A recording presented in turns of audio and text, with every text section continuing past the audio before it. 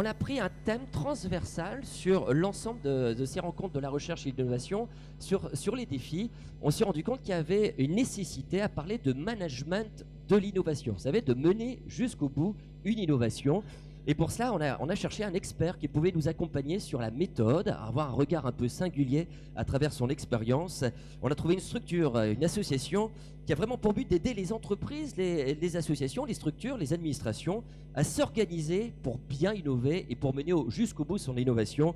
Il est animateur formateur dans cette structure. Il s'agit de l'association pour le management de l'innovation. Et je vais vous demander de l'accueillir avec moi. Il s'appelle Monsieur Eric Emotte.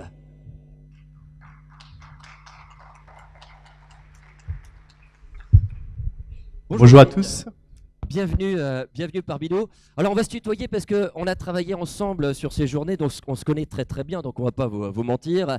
Alors peut-être quelques mots sur l'AMI, sur l'Association du Management pour l'Innovation. Oui, avec grand plaisir. Donc l'Association pour le Management de l'Innovation existe depuis 2005 avec des membres fondateurs comme Decathlon, Pas-de-Calais Habitat, Aquares, qui est un équipementier dans l'aéronautique. Et notre raison d'être, elle est très simple, c'est organiser pour innover, innover pour s'adapter, se renouveler. Le constat, c'est quoi? C'est que l'innovation, ce n'est pas quelque chose de simple, c'est complexe, c'est souvent incertain. Et donc, s'il n'y a pas de la méthode, s'il n'y a pas une démarche structurée, généralement, elle n'aboutit pas. Aujourd'hui, il y a quand même 7 à 9 innovations sur 10 qui échouent. Et donc, en effet, on s'est concentré sur deux aspects fondamentaux. Un, l'organisation en tant que telle, on fait des audits, des diagnostics, mais également sur les projets innovants. C'est aujourd'hui un peu notre centre, notre cœur.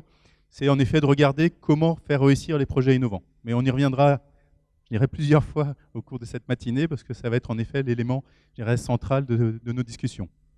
Alors pour démarrer cet échange et cette matinée, Eric a préparé un nuage de mots-clés. Alors on l'a divisé par enjeu.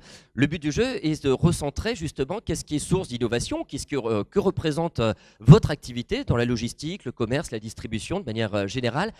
Ce qui fait un enjeu de votre activité. Alors on va voir ça par un groupe de mots-clés, groupe d'enjeux, et après on aura un nuage complet. On va peut-être commencer avec le premier groupe de mots-clés. Alors oui, le premier en effet, groupe, c'est en effet les enjeux sociétaux. Le constat, je dirais, sur ce défi notamment, c'est que les enjeux sociétaux sont de plus en plus pressants et je dirais imposent de plus en plus, je dirais, de s'adapter, de se renouveler par rapport à ces aspects. Alors qu'est-ce qu'on a comme enjeu? Évidemment, la digitalisation, l'innovation permanente liée au numérique. Ça, je dirais, c'est commun aussi bien à la logistique qu'au commerce.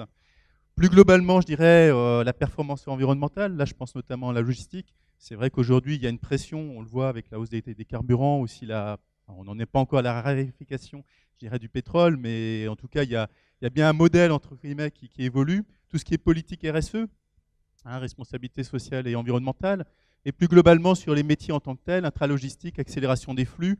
Ça, je dirais, c'est une constante. Mais ça va de plus en plus vite. Internet a accéléré drastiquement. Là où on parlait en semaine, on parle en jours. Là, on parle en jours, on parle en heures. Et donc, on voit en effet que les ratios aujourd'hui, je dirais, de réactivité sont de plus en plus fortes. Alors, on a réussi réuni un deuxième enjeu, peut-être à travers ces mots-clés, nouveaux usages, design de services, omnicanal, événementiel. En fait, ici, on voit bien qu'on se destine à un consommateur final. C'est vraiment lui qui est au cœur de vos préoccupations, de votre enjeu. On voit bien que la nécessité de la grande distribution, de transformer, on va avoir des magasins en espace de vie pour recentrer justement ce consommateur autour de vous. Et puis, l'idée de designer de nouveaux services, on voit bien qu'il y a évidemment, on a cette nécessité toujours de se rapprocher auprès de ce consommateur final. Ça fait vraiment partie de vos enjeux et de la singularité de votre activité. Oui, je dirais ce défi se caractérise en effet qu'à la fin, c'est bien un consommateur, je dirais, qui profite. Alors la logistique peut être plus large, on peut aussi avoir l'industrie, mais si on parle notamment, je dirais, du commerce, c'est bien un consommateur et c'est un peu lui qui donne le là. On voit les nouveaux usages qui aujourd'hui imposent en effet les nouvelles pratiques et c'est ce qu'on voit en effet à travers ces différents mots-clés. Le troisième aspect, je dirais, c'est réellement le numérique aussi qui prend une place de plus en plus grande. Alors on a déjà parlé de digitalisation. Pardon, j'ai fait un marche arrière. C'est là-haut. Voilà. Donc toutes les technologies, je dirais, au numérique qui impactent de plus en plus, je dirais, ces différentes filières. Alors évidemment, l'intelligence artificielle, tout ce qui est algorithme, on voit en effet que ça rentre au cœur aujourd'hui des flux, pilotage des flux, de la traçabilité. tout ce qui est système prédictif, hein, quand on parle d'intelligence artificielle, l'objectif c'est quoi? C'est en effet d'anticiper, c'est de pouvoir en effet optimiser, améliorer. Et ensuite, en tant que tel, je dirais, au cœur même, je dirais, des process, c'est tout ce qui est robotisation, automatisation, solutions connectées. Là aussi, je dirais, la mise en réseau, notamment aujourd'hui avec des robots, avec les personnes, les opérateurs, bah, ça change totalement, je dirais, ces environnements. On aura des très beaux exemples, je pense à des gens comme Transitic qui nous parleront de ça. Mais en tout cas, voilà, on est en pleine mutation, je dirais, dans ces secteurs. Et enfin, le dernier regroupement de mots-clés, on voit bien ici que c'est vraiment l'organisation qui impose les métiers de la logistique, mais également la compétence des collaborateurs, et notamment cette recherche de collaborateurs, l'idée d'employabilité, de pouvoir attirer ces compétences également sur ce domaine. Vous l'avez dit, c'est des métiers fortement en tension pour certains. Et donc, évidemment, il y a cette nécessité d'organiser tout cela, et ça fait partie, évidemment, d'une des fenêtres qu'on va regarder tout au long de cette matinée.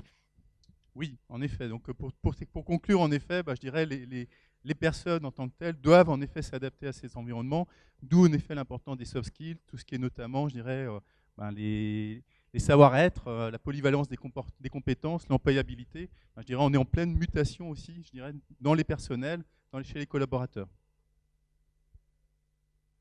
Alors on a ici le résumé, évidemment. Alors l'idée, c'est bien sûr qu'une proposition de tout ce qui pourrait être, voilà, qui pourrait correspondre aux enjeux de votre profession. Si vous êtes dans la logistique, la distribution, le commerce dans ce sens. L'idée, ce serait éventuellement s'il y a des mots-clés, vous dites, bah tiens, ils n'ont pas cité ça comme mots-clés. Dites-moi s'il vous manque quelque chose qui vous viendrait en tête. Ça vous inspire là pour l'instant, tout le monde retrouve ces problématiques du quotidien.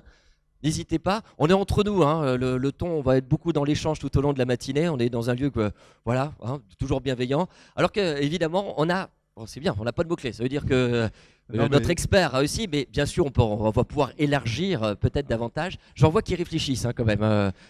Si jamais ça vous vient, et même si ça vous vient un peu plus tard, dites, ah tiens, dans l'échange, on aurait pu mettre ça dans le nuage de mots-clés. Vous pouvez tout simplement faire un petit coucou. Il n'y a pas de mauvaise heure pour le dire. Ou l'envoyer sur l'application pour les échanges. Ça nous permettra également d'enrichir les échanges de la matinée. Juste un mot là-dessus. C'est vrai que c'est très riche. Hein. On voit bien, aujourd'hui, on est dans un environnement extrêmement mutant, extrêmement changeant. On en discutait avec Laurent Després. Bah, c'est vrai que lui, il y en avait d'autres. Je n'ai pas pu tous les mettre. À un moment, il n'y avait pas forcément la place. Ce n'est pas l'objectif non plus. L'idée, c'est plutôt de retenir des tendances. Et on voit que ces tendances sont de plus en plus fortes, de plus en plus rapides. Et je dirais que c'est ce qu'on a essayé en effet ici de retrouver de manière synthétique. Alors, on a demandé à Eric, vu que Eric est un expert du management de l'innovation, il a accompagné plusieurs entreprises, structures, pour accompagner cette innovation pour qu'elle aille jusqu'au bout. Alors, on lui a demandé de travailler sur un cas d'école, un exemple d'une entreprise qui travaille son innovation, qui s'est retrouvée sous différents angles confrontée à des problèmes, et comment elle a su justement amener jusqu'au bout cette idée innovante. Alors, je t'en prie Eric, expose-nous ce cas d'école. Oui, alors là encore, hein, je dirais, c'est pas facile de faire un choix. J'ai pris le choix en fait d'une enseigne de la grande distribution spécialisée. Hein, je pense que certains probablement reconnaîtront ce type de problématique. En l'occurrence, la problématique, elle était simple, c'est renouveler son catalogue avec des produits innovants. Donc pour une enseigne de la distribution spécialisée, en fait, l'objectif de la direction générale, c'est d'arriver à 20% de produits innovants d'ici 6 ans. Alors quand je dis ça, ça paraît 6 ans, ça paraît loin et en même temps c'est rapide. Et en fait, on se rend compte qu'on en est encore assez loin dans cette enseigne. Et en fait, j'ai voulu en effet indiquer 3 types de problématiques qu'on a pu en fait identifier en discutant ensemble. Alors, je l'ai passé en revue. Là encore, ça est volontairement, je dirais, concis parce qu'on a un temps limité. C'est un cas qui est évidemment beaucoup plus riche que celui que je vais exposer ici. Mais je pense que c'est intéressant de voir 3 types de problématiques. Nous, on en a identifié 20, hein, pour vous donner une idée, 20 conditions pour réussir un projet innovant. Là, j'en ai sorti 3 en particulier. Donc, le premier, c'est en effet sur la partie produit en tant que tel, conception. Alors, pour vous expliquer un peu le contexte, on a des ingénieurs produits, mais finalement, ils sont plus focalisés sur la qualité, la conformité des produits que sur l'innovation. Alors, vous allez me dire, c'est normal.